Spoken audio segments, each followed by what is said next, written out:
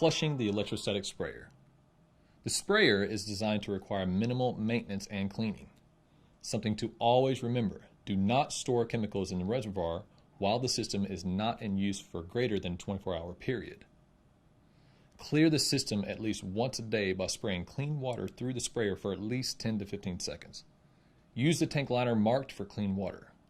This tank liner should be stored with the sprayer's accessories and equipment and should be rinsed after each use. Keep batteries fully charged. Changing chemicals.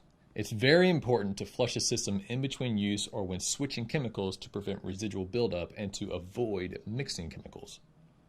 To flush the system, fill the tank liner marked for clean water with water.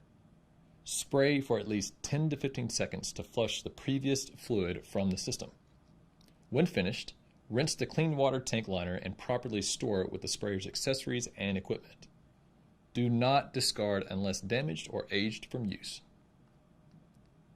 Be very cautious to prevent cross-contamination of chemicals. You must perform a flush anytime you change the type of chemicals being used. Storage. Empty the fluid or run until empty. Remove the batteries and recharge by placing on the charger. Wipe down the exterior with water or alcohol for removing dirt and soil.